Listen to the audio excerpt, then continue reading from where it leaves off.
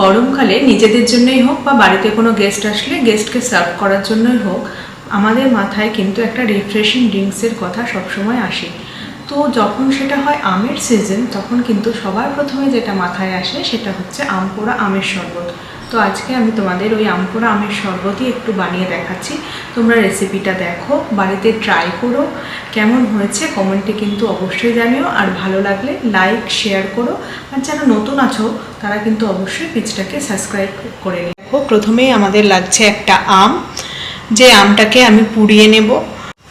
তারপরে লাগছে বিট নুন, এটা থাকছে জলজিরা, এটা থাকছে কিউমিন পাউডার রোস্টেড জিরা পাউডার, আর এটা থাকছে একটা হাফ কাঁচা লঙ্কা।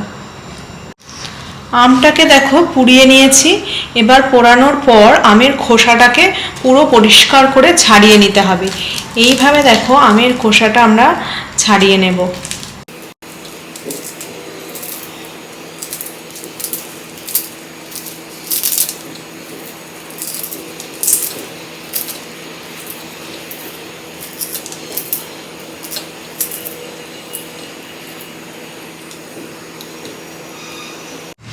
দেখো পুরো ক্লিন করে আমের খোসাটা ছাড়িয়ে নিয়েছি। এইবার এই আমটাকে আমরা একটা বাটিতে পুরো আমের পাল্পটা বের করে নেব।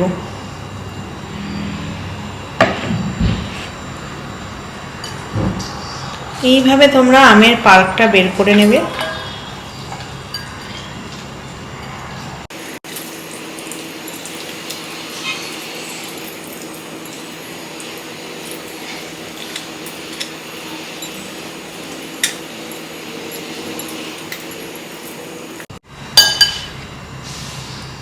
এবার এটাকে মিক্সচারের মধ্যে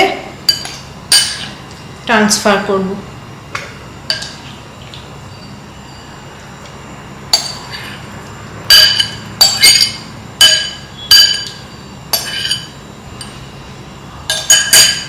দিয়ে দিচ্ছি চিনিটা। দেখো 4 চামচ মতো চিনি ছিল এখানে, ছোট চামচের 4 চামচ চিনি ছিল। এই চিনিটা পুরোটা দিয়ে দিলাম। প্রথমেই দেখো এই যে কাঁচা লঙ্কা, হাফ কাঁচা লঙ্কা যেটা ছিল ওটা দিয়ে দিলাম। এবার 1 চামচ বিট লবণ দিলাম। তারপর দিয়ে দিচ্ছি 1 চামচ জলজিরা পাউডার, আর দিতে হবে 1 চামচ রোস্টেড জিরা পাউডার। এবার এটাকে আমরা ভালো করে মিক্সার গ্রাইন্ডারে গ্রাইন্ড করে নেব। দেখো আমের পাল্পটার কিন্তু আমরা একটা মিহি পেস্ট এবার পেয়ে গেলাম। এটাকে আমরা বাটির মধ্যে ঢেলে নিচ্ছি। আর মিক্সির যে বাটিটা রয়েছে ওটাতেও কিন্তু জল দিয়ে পুরো পাল্পটাকে এই বাটির মধ্যে নিয়ে নিলাম। ভেতরে দিয়ে দিচ্ছি আইস কিউব।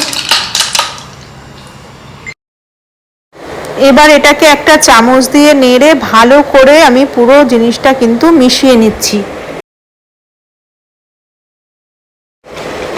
এবার এর মধ্যে আরও 1 গ্লাস জল দিয়ে দিলাম, কারণ এটা অনেকটা বেশি ঘন হয়ে গেছিল। পাতলা করলে কিন্তু শরবতটা খেতে অনেক বেশি ভালো লাগবে। ঠান্ডা জল মিশিয়ে কিন্তু তোমরা জলটাকে পাতলা করবে। এবার দেখো ভালো করে মিক্স করে নিলে কিন্তু রেডি হয়ে যাবে আম পোড়ার আমের শরবত।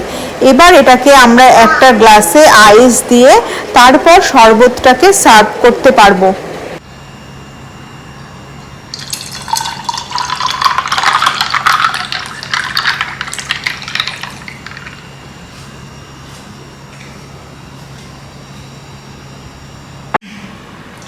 এই আম পোড়া আমের শরবতটা তোমরা কিন্তু বাড়িতে ছোট বাচ্চাদেরও খাওয়াতে পারো।